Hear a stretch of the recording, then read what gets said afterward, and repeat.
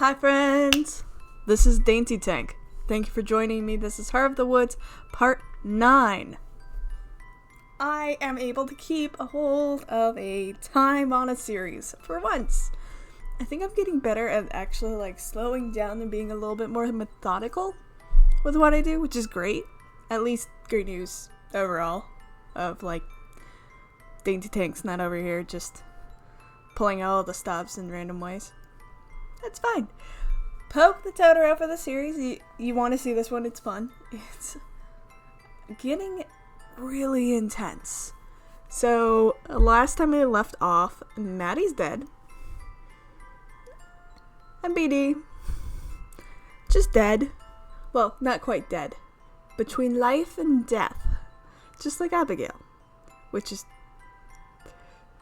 really cute. But yeah, there's a lot there. There's a lot to unpack. And it's all ghosts. So, on the other flip side of the coin, we actually got to hear Giladora say things, which is phenomenal. She's the talking cat, who used to be a fae? I don't know, but kept calling Morgan the cursed child, which is intense.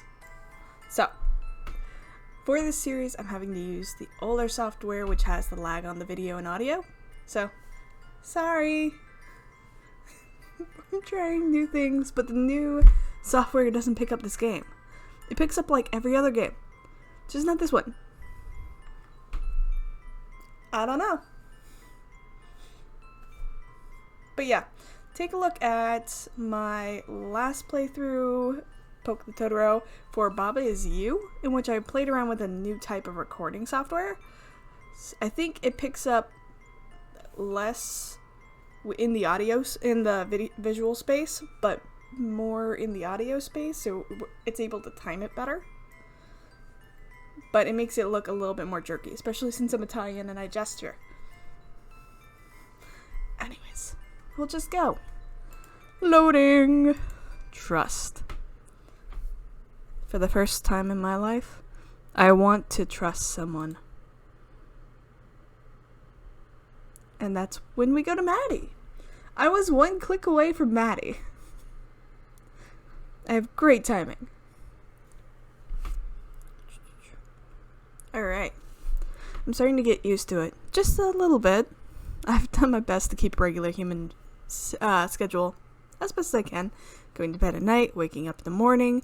Even if they're unnecessary, they help me feel a little bit more like myself. Not quite everything has changed.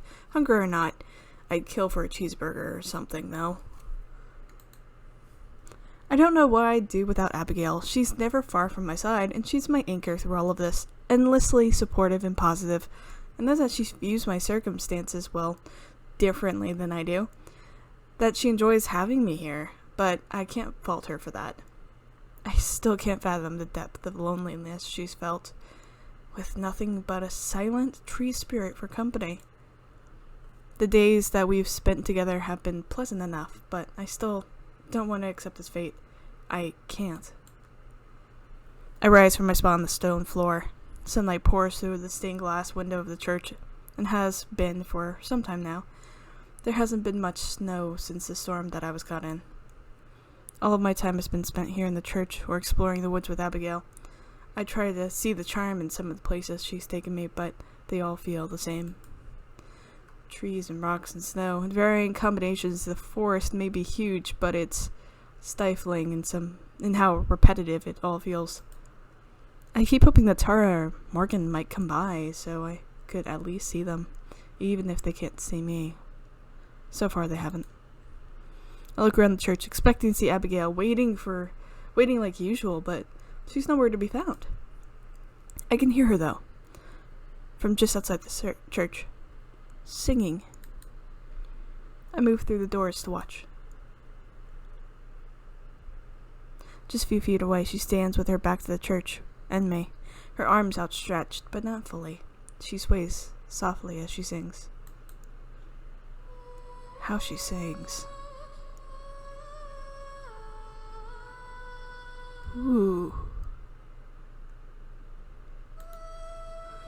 Her voice has a lilting cadence, and not even the wind dares interrupt or quiet her. It's unreasonably beautiful, the kind of voice that if you heard it on the radio, you'd have to pull out your phone to see who you're listening to. And to think, I get my own private concert like this. She faces the sky, and I don't need to be able to see her face to visualize the smile that I can hear in her voice. The song she's singing is wordless, but still beautiful. I wonder if it's something she came up with herself. Imagine her spending years playing with the melody, or maybe she's just made it up as she goes along. I notice then that I'm not the only one watching. A small flock of a half-dozen or so birds crowd around her feet, watching in rapt attention. They hop around, occasionally chirping to join in. Oh, that's adorable. She is literally a Disney princess. She waves a hand, and they flutter about, never perching on her, but never leaving either. From the trees, just barely peeking out, a young deer observes as well. It isn't close enough to watch, for her to touch, but close enough for her to count the spots on its belly. Confirmed Disney princess. Abigail is a Disney princess. It's just like something out of a cartoon, where she's the fairy tale princess who's friends with the wildlife. Exactly. She's Snow White. Would it be Snow White? Tangled also. Rapunzel. I don't know. Tell me which Disney princess she most is like in the comments below. I'm really curious on your thoughts there. Like who would be the one to sing all of the animals to them? Okay, here we go. It's just like something out of a cartoon. I wonder if it's because of her in particular, if the animals don't feel threatened just because we're spirits, not flesh and blood. All too soon it's over. Her voice fades away without wobbling, and the birds instantly disperse. The deer bounds back into the woods, invisible. She turns to face me. Good morning, Madison. Good morning indeed. I'm blushing. I don't know why. Good morning. That was amazing. Yeah. Thank you. I hope I didn't wake or disturb you. Nah, not at all. Besides, if I'd known, I'd have gotten up early just to hear more. Point. Aw, you're flattering me. No way, not at all. I mean it. You have a beautiful voice. Yeah. Now she's blushing too. Thank you. How did you learn to do that without scaring away the animals? It wasn't really a matter of learning. It just happened naturally, over time. I sing for myself, first and foremost. I think eventually, they realized that I wasn't a threat. Oh, that's adorable. It seems like they were enjoying the show too. Yeah. It's quite the compliment if even the birds like my song. There was a deer too. You might not have seen him though. He was kind of hiding in the bushes. Oh, was he? I'll have to introduce you next time. He's quite friendly too. Oh my god. You're friends with the deer. Really? You know him? Most likely. I suppose it could have been a new deer. I'd have to see him to know for sure. Nowadays, there are these things called petting zoos, where you can pay money to walk around and pet tame animals. Like deer and sheep and pigs. I've never heard of them just making friends with people, though. Well. That sounds marvelous. Have you ever been to one? Not since I was a lot younger. They're mostly for kids. Adults in the modern world sound awfully boring in that case. Fact. Abigail's throwing down truths. Oh. Abigail walks to my side, standing close like she always does. I wonder if it's intentional. Together, we face the forest. Touch my arm so lightly, I wonder if it's that intentional, too. If you're feeling up for it, there's some place I'd like to show you, here in the forest. It's one of my favorite spots. Aw. Of course, lead on. I'd love to see anything that you think is special. Aw. This is basically just a permanent lesbian date. Given some lesbian dates are like near per minute too, because we U-Haul. And a normal date goes like 6 to 8 hours. Anyways. Besides, it's not like I have anywhere else to go. I refrain from saying that out loud. I'm genuinely interested in what she wants to show me. I like spending time with Abigail. But I hope that she'll also be willing to answer some more of my questions now too. Having fun together is nice, but it just feels like a distraction from the matter at hand. Like undoing the doom of death that lays upon you. Speaking of hands, Abigail takes mine ever so gently. Let's go then. Oh, she's adorable. Maddie, it's not fair. You're not allowed to have the Disney princess to yourself. Ugh. We take off at a brisk pace, but the distance falls away faster than normal. I'm borne along by her boundless enthusiasm, and surely more than a little magic. Trees fly by in a blur, impossibly fast. It's like being on a train again. Is that like that scene in that first Twilight, where they tried to make it look like they were running fast? And then running up trees very awkwardly. Ugh, Twilight's annoying. Like snowflakes, they melt into my vision faster than I can really notice. The speed is some gift of the forest, I imagine. Consolation for what it's done to me. What it's done to you is continue to have you exist in the world. And don't be so hasty to throw that away, my dear Madison. Our footsteps are formless against the snow. We're walking in the air. Well, I mean... Yep, okay. It's the same as when I first met Abigail. That feels like an eternity ago.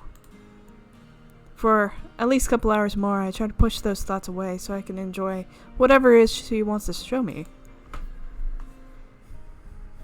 I want to enjoy this. For my own sake. For her sake, too.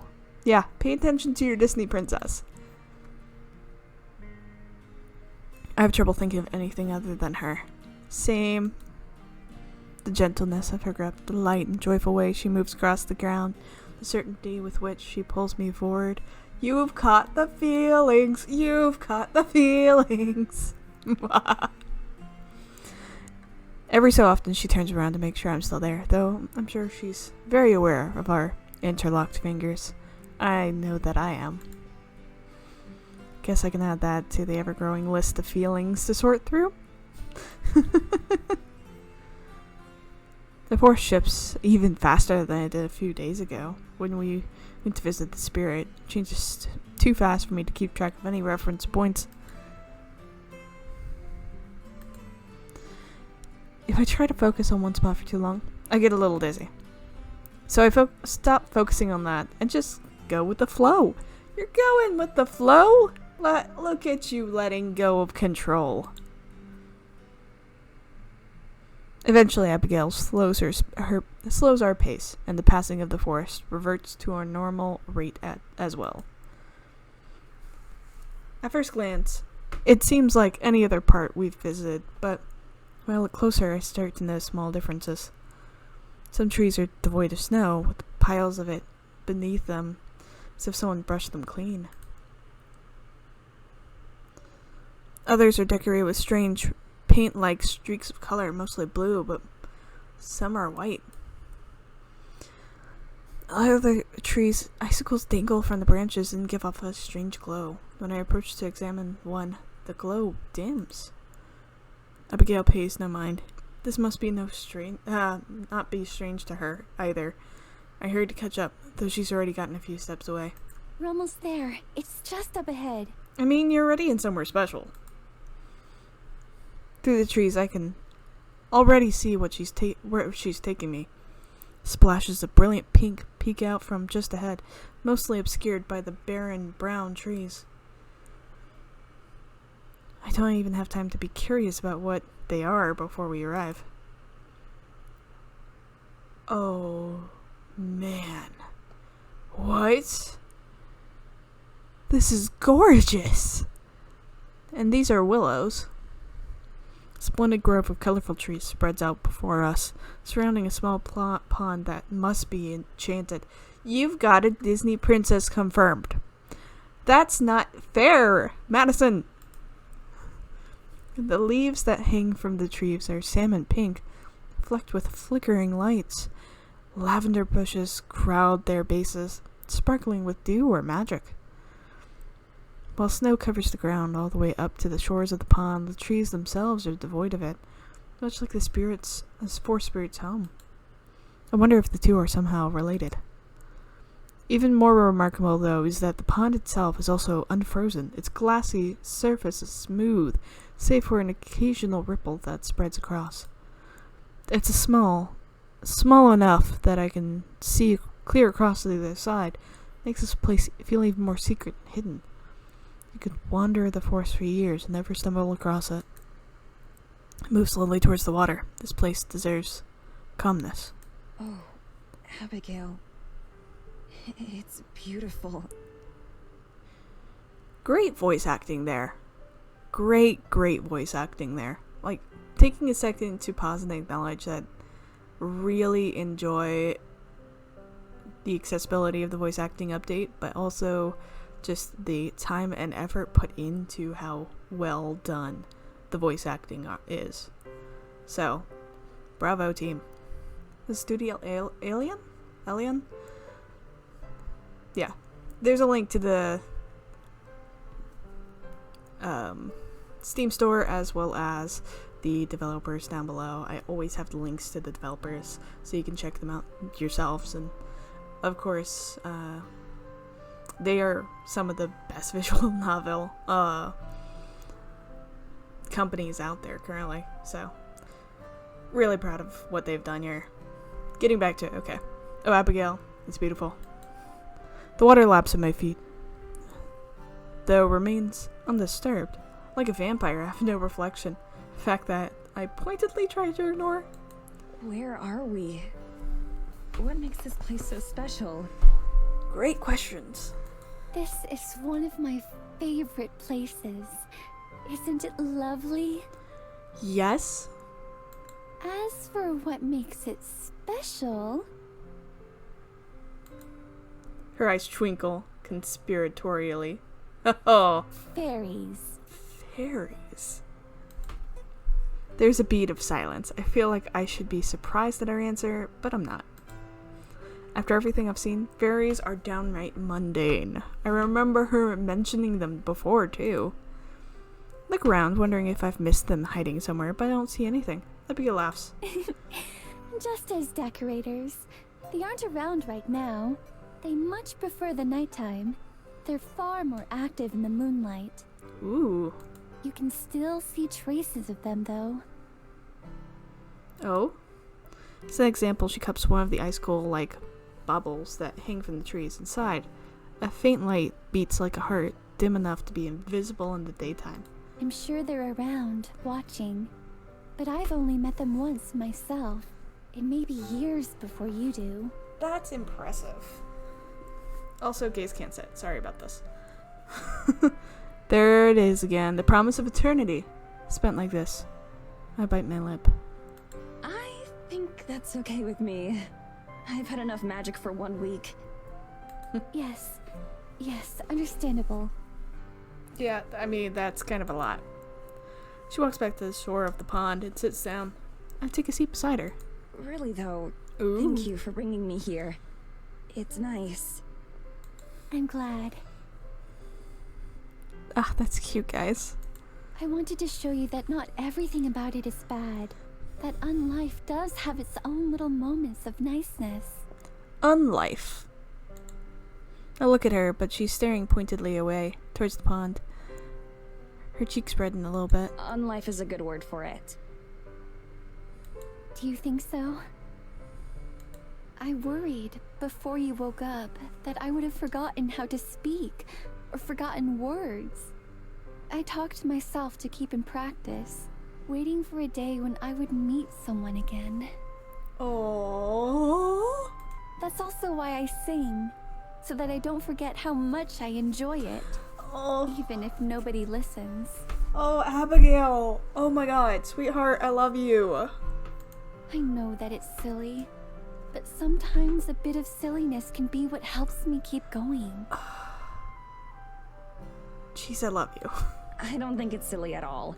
Besides, if I could sing like you, then I'm sure I'd do it all the time too. I could teach you if you'd like. Oh.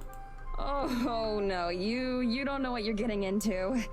I'm pretty sure I'm unteachable when it comes to singing. You'd have birds flying miles away instead of coming to listen. She laughs. Come now, I'm sure it can't be that bad. I knew nothing of singing when I first started. I simply practiced and practiced. Everything gets better with practice and time. 200 years worth of time. My singing voice has got to be the one exception. My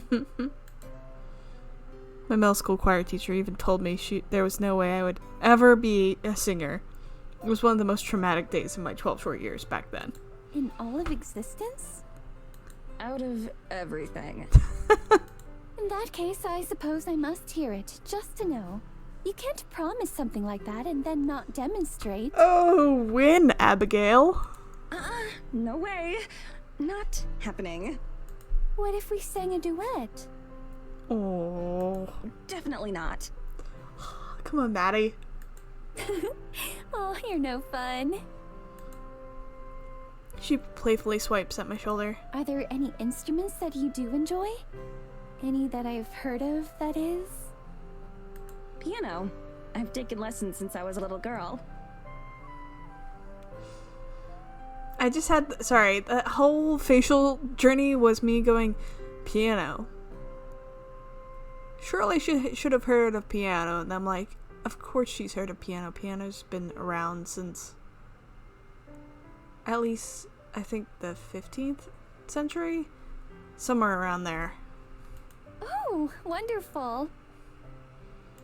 Yeah. I miss it. Oh. Flex my fingers, staring down at them, remembering the feeling of the keys. Even before coming out here. It had been a while since I played. I don't think I ever consciously stopped. It just happened over time. Most of the time, the only music I'd have the opportunity to listen to was during prayers, or the occasional traveling performer. Sometimes I'd convince Mr. Braun, who played the organ, to show me some of the pieces he'd learned in the city. She says this with a sly smile, sharing some private joke with me. Do you remember the names of any of the pieces? I wonder if I've heard of them. Oh? Oh yes, there was... She bites her nail thinking about it. Oh, it's on the tip of my tongue. She squirms, wiggling around like she's hoping the memory will fall into place. Finally, she shakes her head. Maybe not. It seems I've forgotten. Oh. Do you think there's a chance, though? Are you very familiar with songs from, well, my time? Some of them, yeah. A lot of the most famous and respected composers come from those days. From this part of the world, too. Abigail sighs wistfully and looks off into the distance. I'm glad to hear that. They must be magnificent to be remembered so many years later. Oh. How nice that must be, to leave behind a legacy, to be missed. Oh. To be missed. The way she says a wistful, dreamy sigh, like something she longs for. I glance over, half expecting her to be crying, but her face is steady and calm. She catches me looking and smiles. I'm sorry. I'm just feeling a little nostalgic. You don't need to apologize. I like hearing what's on your mind. Yep. I'm glad. It would be rather unfortunate if, after everything, we didn't get along. We both laugh at the idea. I do have another question, though. A personal one. I know you said I can ask you anything, but... I meant it. Please, go ahead. Ooh. Well, before, you said that you've never even tried to... go back. Escape. Whatever the right word for it would be. Why is that? Doesn't it bother you? Being stuck like this? Abigail scratches us at the soft dirt beneath us. Of course, her fingers move impotently through it, changing nothing. If you don't want to answer, that's okay. I don't mind. I'm just thinking of what to say. So, I suppose that you've been thinking about it a lot, right? How to go back. She doesn't want to be left alone. I nod. Almost constantly. I don't know if it's possible or anything, but... Don't get me wrong, I'm beyond grateful that you saved me at all. But it feels like... like we're so close to being alive, but not. Everything's changed, but at the same time, it's like nothing has. I don't feel much different, but everything's different. I have a whole life out there. Or at least I did. I can't just forget about it. Or move on, or give up, or something. I understand. She's quiet, and I wonder if I went too far. If I asked something that I shouldn't have. In a lot of ways, it's one of the most intimate and personal questions I could possibly ask. Oh, God, she's so fucking beautiful. Ugh! Then she shifts around to face me better. I didn't have much left once I moved on. My family and those I care about. I had no desire to return to them.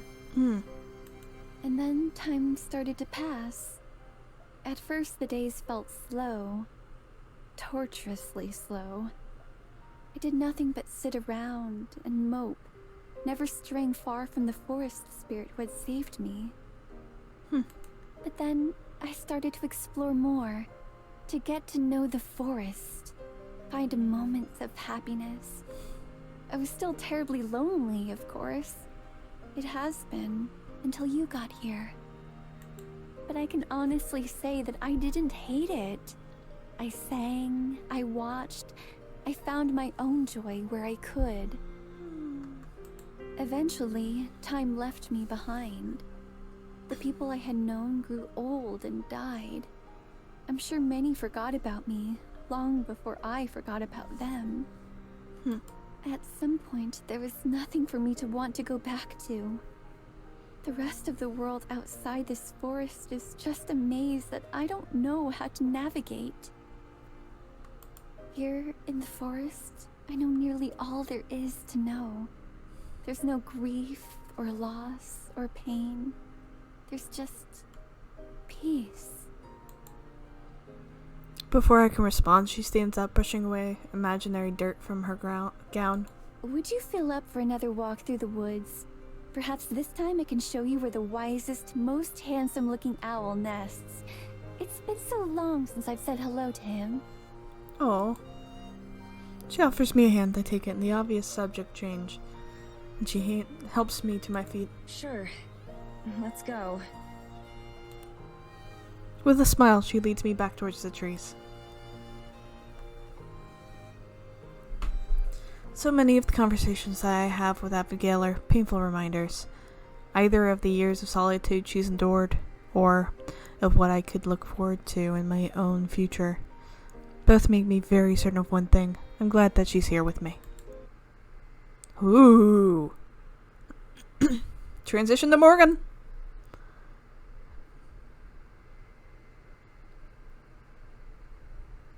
It's been days since Evelyn attacked Tara, since Giladora spoke to her. Days of fruitless searching for Maddie, and Tara is still trying to act like she's okay. She pores over every piece of local history we can find. She makes jokes, she tells stories. She pretends she isn't losing hope every day we don't find Maddie. She's lying.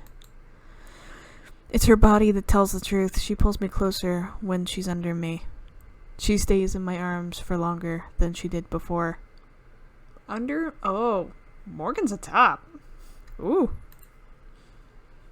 I doubt she even notices she's doing it, but years spent hiding my emotions have made me feel good at spotting it in someone else. Is she doing it for me? For herself? Both? That's the only thing I still don't know. Morgan? I can hear Tara's voice calling from the kitchen. I smell the smoke a second later. I'm out of the bedroom before I realize I'm moving. My head fills with a million possibilities. What if Evelyn's already here? What if the cabin's burning? What if... I think I owe you a new pan. Oh my god, I love you. Tara's fidgeting nervously. A cloud of black smoke billows from the pan on the stove. I can't even tell what was supposed to be in it. Whatever it was, it's charcoal now. You guys don't have, like, a fire extinguisher in here, right? I let out a breath I was holding. I shouldn't have panicked like that. I'm just glad she's okay. We don't need one. Let me see that. I walked past her and grabbed the pan. Before she could say anything, I opened the door and tossed whatever it was in the pan into the snow. I ran a rag under the tap and tossed it to her. Why don't you get the smoke off the wall before it stains? I'll take care of this. Nice. Still coming down from my adrenaline. I have to make a conscious effort to say it as gently as possible. I don't want her to think I'm mad at her. She seems happy being given something to do. She smiles and tries to salute, but with the wrong hand, and ends up slapping herself in the face with a rack. Hold on, we're going back and watching that again.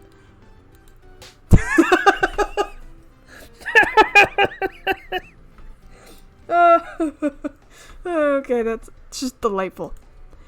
I swear she does stuff like that on purpose sometimes. Where, while Tara scrambles to duty, I start watching out the charred remains still clinging to the pan. After a few moments, Tara shuffles nervously behind me. You don't cook much, do you? Does not cooking at all fall under not cooking much? Because if so, yeah. Morgan looks so smug. I love how confident she is. Then why did you... Her eyes flick towards the counter, and I follow her gaze. There's a tray sitting there. It's a mess. A piece of clumsily sliced fruit, a cup of liquid, blackened toast. You were making me breakfast. Oh! Oh, that's so cute! Tara looks guilty. Yeah, well, you know. She looks down and starts fidgeting with her shirt. I figure that since we're leaving the cabin, it'd be a waste to just leave it here. And, I don't know, you've been really helpful and stuff. And I thought maybe I could pay you back a bit. But I just wasted the food anyway. My mind reels. I can't utter a single sound. I don't really have any friends. The few people I'm on good terms with would never do something like this. Evelyn stopped preparing meals for me the instant I could make them for myself. And even when she did, there weren't much more than leftovers of what she made for herself. It was a dumb idea. Sorry. That was adorable. Oh. My body moves on its own, my arms outstretch and wrap around her. Before I know it, I've reached up to her face and pressing my lips against hers. Oh. The moment I actually process what I'm doing, I pull away and drop my arms to my sides. We both stand there awkwardly for a moment before I'm able to speak. Thank you. Oh. You're thanking me for screwing up making breakfast? I'm thanking you for trying. Oh, right. I guess that makes sense. I doubt someone like her would understand why this means so much to me. She has good people in her life. Random acts of kindness must be commonplace for her. But for me, I've never been treated as anything but a tool. I spent years turning the idea in my head, thinking that I deserved it. It was easy enough to believe. Oh, honey. So this moment means more to me than I could possibly say. Even if I actually knew how to talk to people, I couldn't do it. The best I can do is try to repay it in kind. Maybe we could make something together? Aww. After all your videos have taught me, I'd be happy to teach you a few things in return. Are you sure? I mean, I literally know nothing about cooking. All I do is slow you down. It's okay. She's protesting, but the smile on her face makes it clear how much she wants to do this. Seeing that grin in person is way more radiant than seeing it on the screen. You had such a crush on her as a internet celebrity. But, like, I'm going back to this again. You put your entire life in the hands of people via a internet email to come out to Eisenfeld. What if they just didn't respond? Morgan, my friend. That's okay. I'll take the lead, and we can go slow. Okay. Take your hand. She squeezes it, and I squeeze back. Oh. Now, let's start with teaching you how to use a stove without burning the house down. Yay. That's probably a good one to know, yeah? I grab some sausages from the fridge and toss them into the now clean pan before putting it back on the stove. Okay, so you're going to want to have the heat a little lower than the absolute maximum for this one. I figured the higher it went, the faster it would cook. Technically, you're right, but that's also how you burn things beyond recognition. Facts. Oh. I moved beside her and put her hand on the pan handle, pressing against her back to move her hand side to side. Keeping it in motion is a good way to make sure it cooks evenly. Right, cool. Uh-huh. I take her through the basics. She handles instructions surprisingly well. It helps that she's eager to learn. After the sausage, we move to toast, then coffee. She's sloppy, but she makes it work. You're doing great. I'm impressed. This is cute, guys. Well, doing it with you is a pretty effective motivator.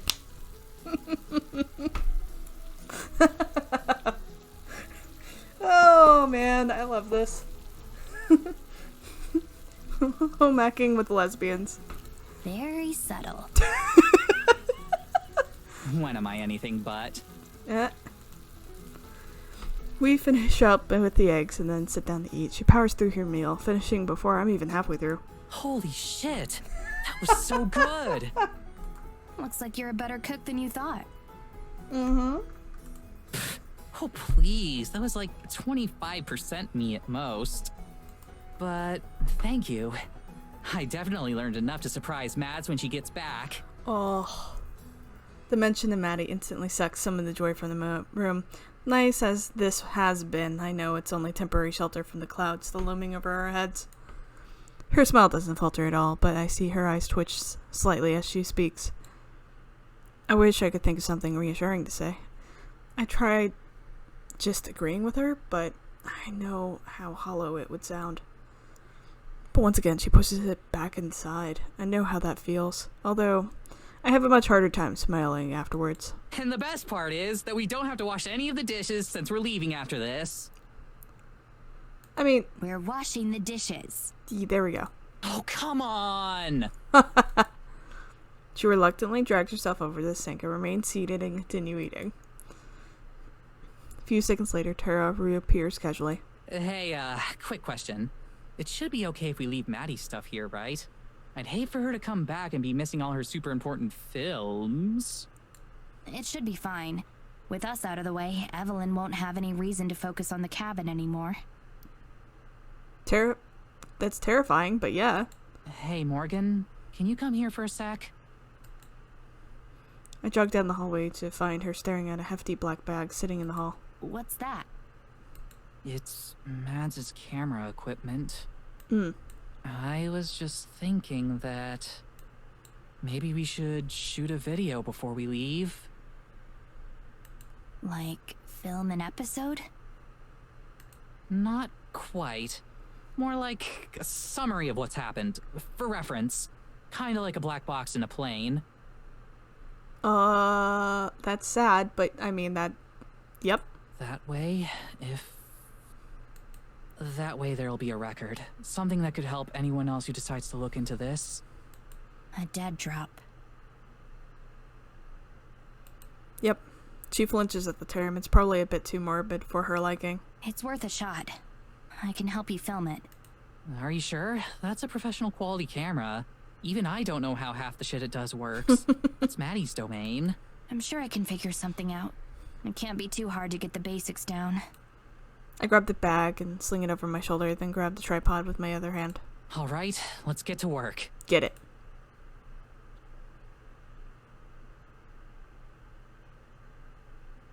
Okay, so, wait, let me... Hang on, I think I've got it. No, that's just going to access the archive. We need to get the focus right for the main shoot. Things aren't going well. Neither of us can figure out how to work the camera. My only contribution has been getting it on the tripod. Most of the terms Tara's using fly over my head. She claims that Maddie's the one who knows all about how to make it work, but even her limited understanding is worlds away from mine. I'm sorry. I wish I could do more. I mean... Don't sweat it, you're doing fine. Yeah, I was about to say you're doing as best as you can. Lie. Maddie never taught me much. She, makes the videos. I just do the talking. Her voice is quiet. Maybe this was a bad idea. All it seems to be doing is making her miss Maddie even more. And I'm sure not good enough to replace her. At least I can finally manage to get the camera to a point where it's actually filming. Oh shit, you got it! She's humoring me. The picture isn't even close to being in focus, and somehow managed to make the colors even more washed out than this place already is. I don't know anything like her most recent vids. I can do better. There are still settings I haven't tried. Tara claps me on the back. A bit too hard. She's so oblivious. Don't worry about it. The stuff is confusing. Maybe the blur will make it look more mysterious or something. Sure. She leans against the tree in front of the camera. On her signal, I hit what I hope is record. I give her a slight nod. Then she's off. Hello, everybody! Welcome to a very special, not quite an episode of Taranormal.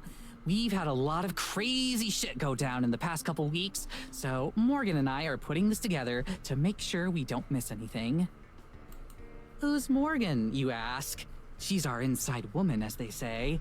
We wouldn't have found any of the stuff I'm about to tell you about if not for her, and she's been a hell of an assistant, too. Mads would be manning the camera right now, but, she's not here right now. It's complicated. Her voice dips a bit before launching back to her professional cheeriness. So, where to begin? Well, I suppose I should start with a little story about a spirit, also known as the only time I've had fun in church. She launches into her story without having to take a single moment to think about it. I feel like I'm watching her transform in front of me. I was about to say, there she goes. I love these facial transitions.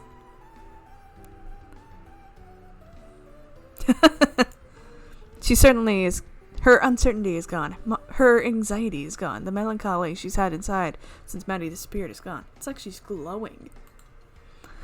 I wish I could tell her how wonderful it is to see, but I know I'd never be able to say something like that. Anyway, that's pretty much all we have right now. Hopefully Mads will be back soon. Yeah. I hear her voice shake for a fraction of a second. She corrects it instantly, but I know I heard it. I'm not gonna lie, there's some bad shit out here. Maddie got caught up in it somehow, but it's nothing that's gonna last. I mean, death is kinda lasting. Am I in danger too? Sure, but that's nothing new for me. You're talking to a girl who nearly got eaten by a bear because park rangers suck at their jobs.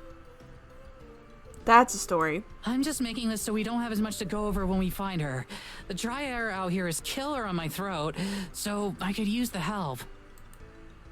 She coughs loudly. I'm not sure if it's real or just for emphasis. And Evelyn, if you find this, know that we're gonna make you pay for what you did. Her voice breaks again. This time it's unmistakable. Maybe this was a bad idea. Shakes a moment before she starts talking again. Her voice is shaky. Her face has a strange expression I've never seen before. I'll do whatever I have to do, you know? If you're watching, I want you to know that.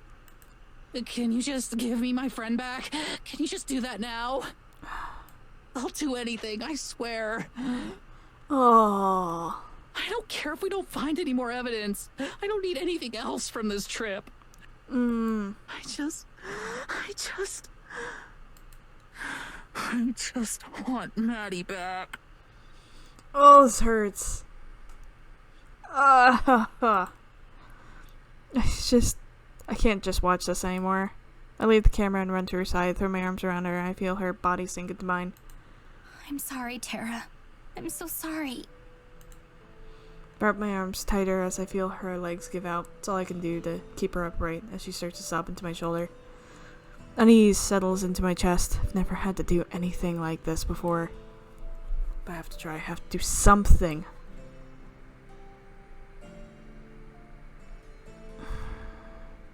You shouldn't keep her strong. She should feel like she should mourn. Wait. Oh, that's cool. Neat. Hold on. Yeah. Worst case scenario. I should let her mourn. For sure. Everything that's happened has been my fault. There's probably nothing I can say that would make up for that. Maybe I shouldn't say anything. Just hold her like this. Physical comfort is all I'm good at after all. I'll take care of her. It's the least I can do. I lower her down to the ground, slowly. I don't even feel the snow on me. Take your time. Getting it out will help. Yeah, it will. This is all such bullshit. Why would she take meds? She wasn't causing any trouble. She grabs handfuls of my sweater where her hands rest against mine. I can't stop her. I could have helped her. I could have talked this out with her, but I didn't. And because of that, I squeeze her tighter. There's nothing else I can do. I give up on thinking of something to say. I'm better at saying nothing anyway.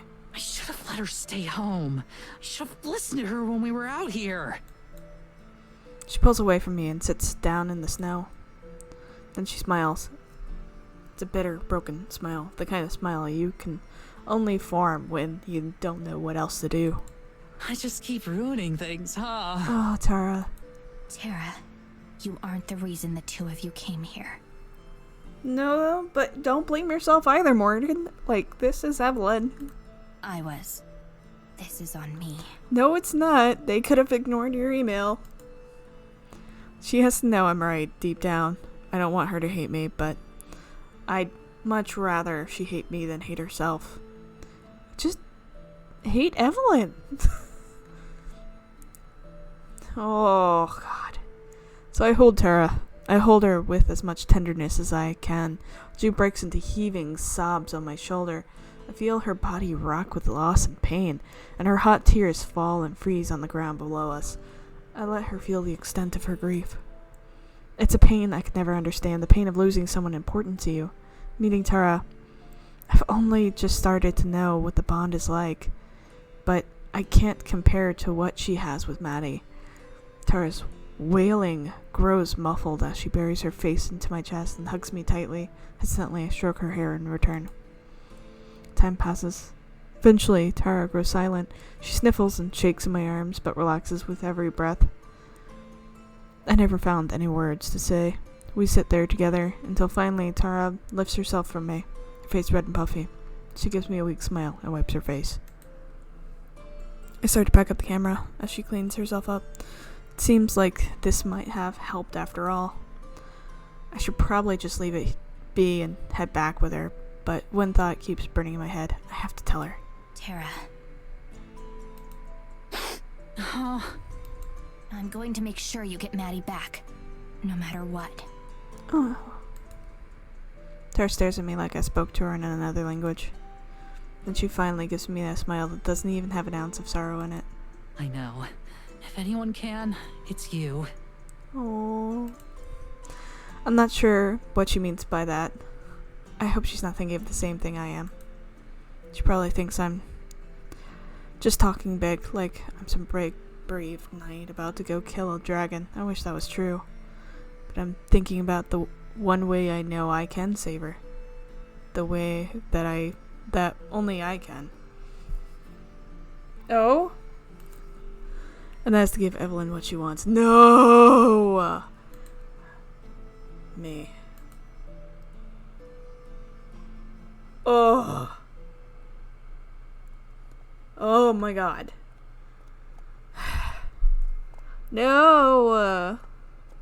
No, no, no, no, no, no, no. No, just no. But like, no. What if just no? Can we not? Yeah, let's just not. Ugh. Hurts my brain, my dearest. Okay, with that, I'm gonna pause it there. We've had a lot happen today. It was very emotional. We found out that Abigail is a real-life Disney princess. Comment below with which Disney princess she is, though. I really want your thoughts on this. Also, we watched a heartbreaking scene with Tara and made our first decision of the game. So, yeah, I hope that goes well. But I love you all. I hope you stay safe. Subscribe so you can come back and watch all of this with me because, oh my god, it's getting good. It's already gotten good. It's been good this entire time. And the voice acting is just phenomenal. Jeez. Oh, you just feel it in your bones. Alright. With this, I'll let you go. I love you all. Stay safe. I'll see you later. Bye.